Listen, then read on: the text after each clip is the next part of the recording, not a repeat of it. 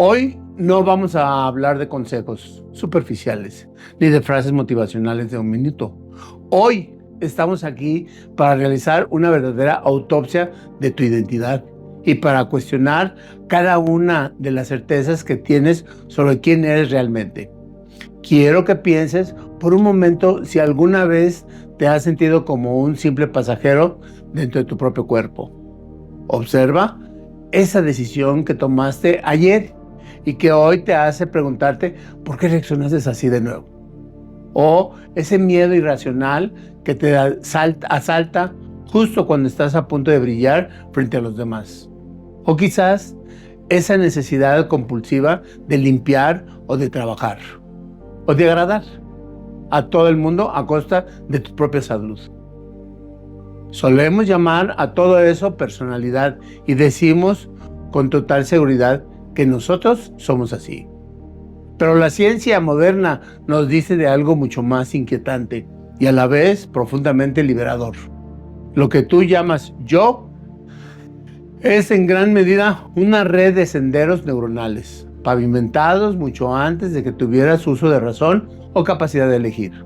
Hoy vamos a entrar en la sala de máquinas de tu existencia. Mientras tú solo intentabas sobrevivir en un mundo que no entendías, para entender el peso real de tu pasado, tenemos que dejar de lado la filosofía por un momento y mirar directamente a través del microscopio. No eres una persona débil porque no poder cambiar un hábito que te daña.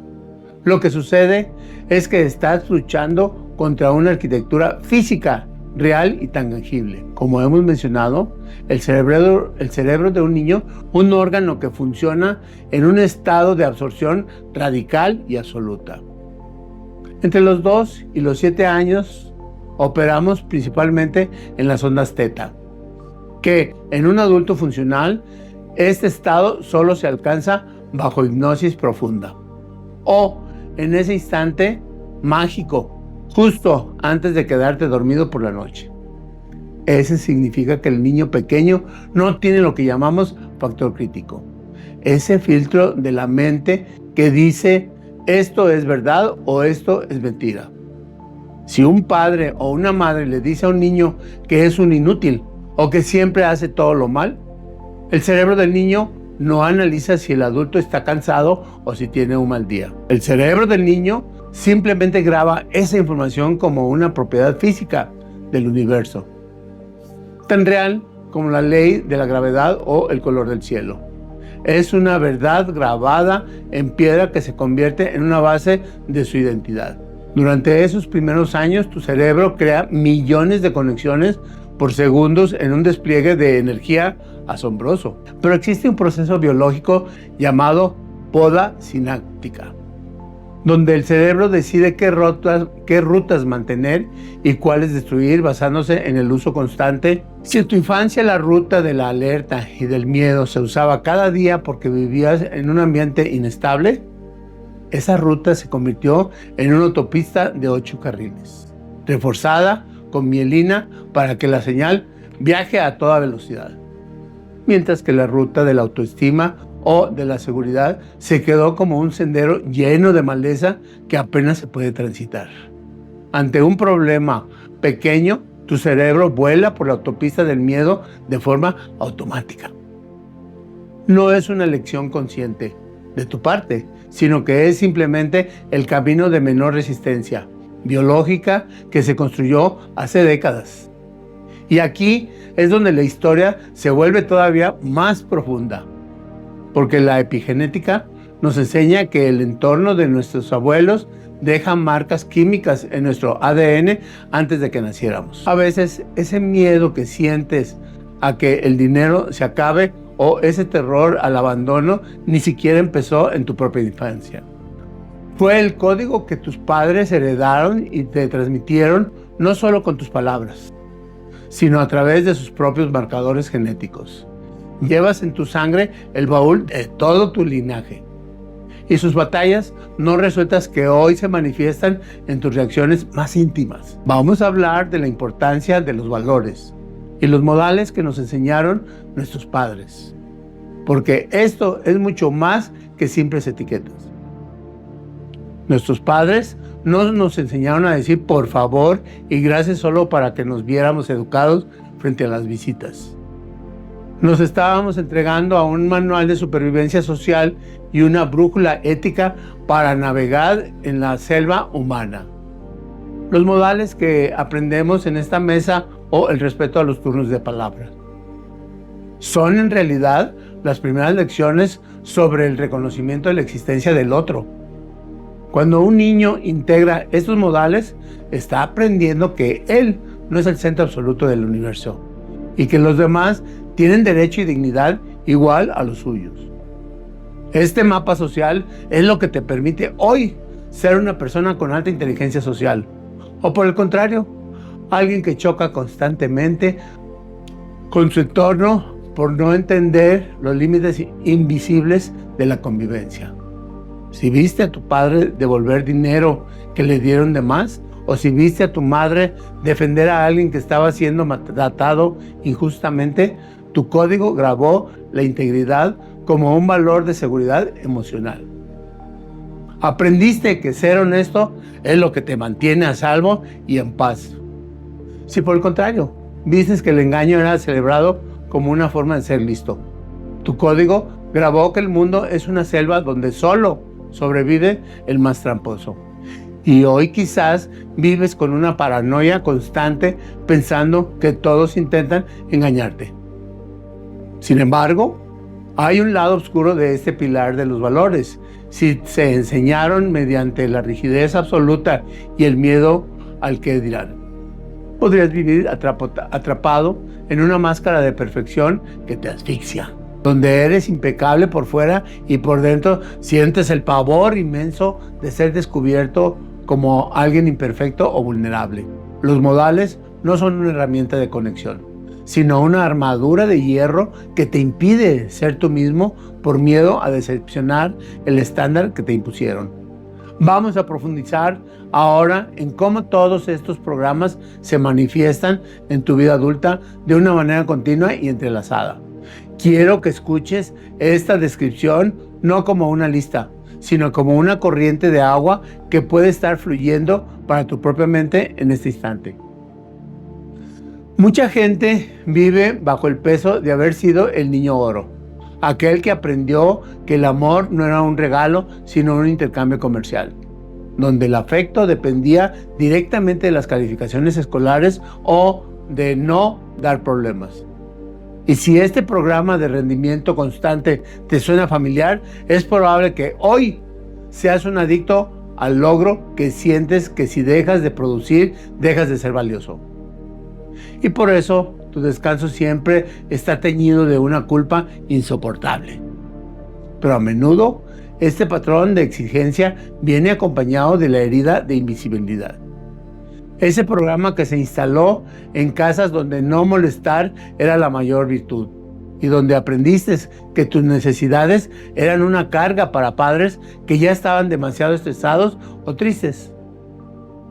Esto hace que hoy te cueste horrores pedir ayuda y que te disculpes constantemente por ocupar espacios o por expresar lo que sientes, como si tus emociones fueran un error en el sistema. Y esa sensación de no querer molestar se traduce casi siempre en una relación tortuosa con la escasez y el dinero.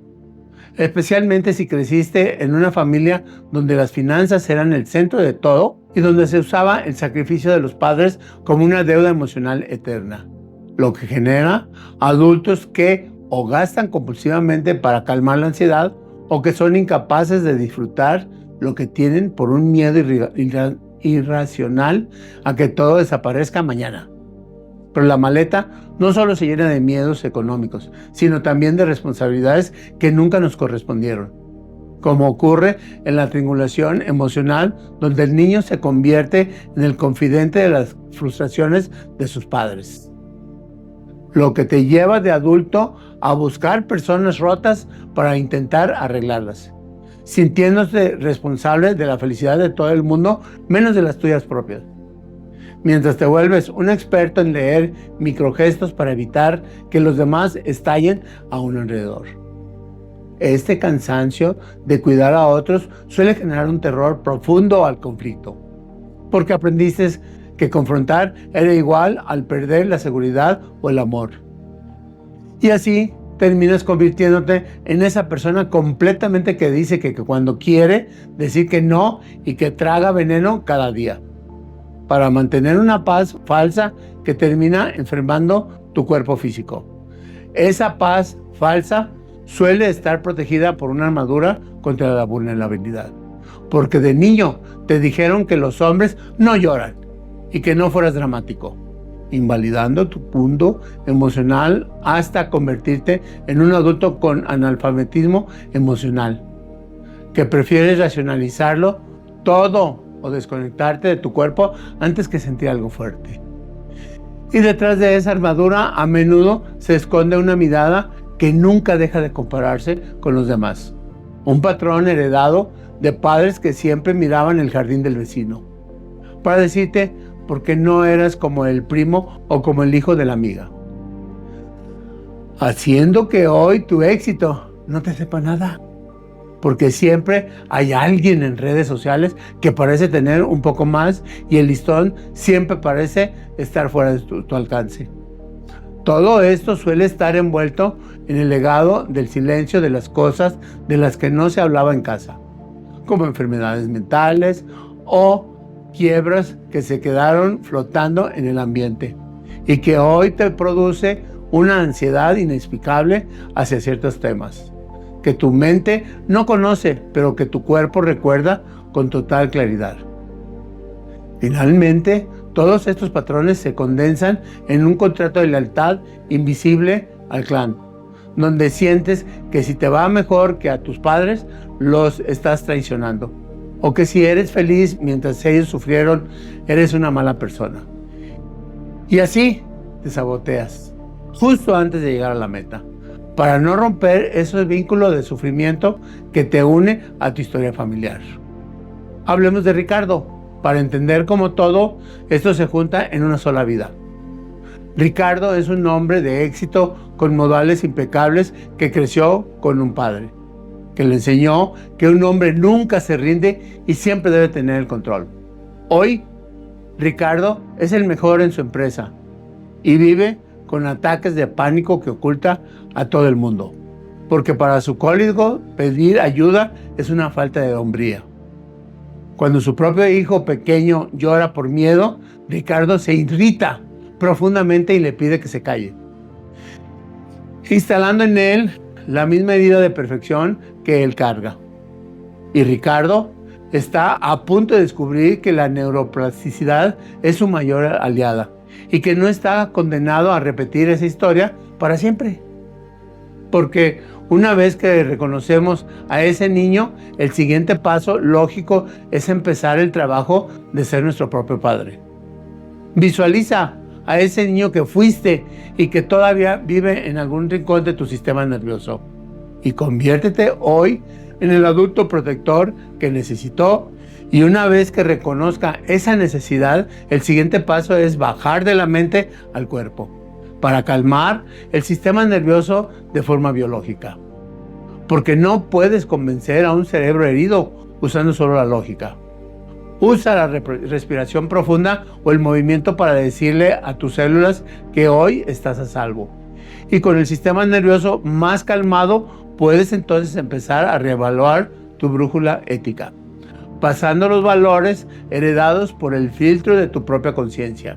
Descubrir tu código invisible es el acto más revolucionario que puedes hacer por ti mismo, porque es el momento en que dejas de ser una consecuencia del pasado para convertirte en una causa del futuro. Ya no eres un autómata ejecutando programas obsoletos de supervivencia. Ahora eres el arquitecto que puede elegir qué valores conservar y qué miedos devolver al lugar de donde vinieron. No culpes a tus padres, porque ellos también fueron niños programados por padres asustados. La culpa es un callejón sin salida, mientras que la responsabilidad es la puerta hacia la libertad absoluta. Eres el dueño de la segunda oportunidad y hoy mismo puedes empezar a escribir un guión donde tú seas el protagonista de tu propia paz. Gracias por permitirme entrar en tu mente hoy. Y recuerda que si este episodio ha encendido una luz en tu camino, lo mejor que puedes hacer es compartir esta luz con alguien que todavía camine en oscuras. Si deseas apoyar este espacio para que sigamos creando contenido de valor, puedes realizar una donación a través de PayPal o por transferencia bancaria. Encontrarás todos los datos detallados en la descripción del video.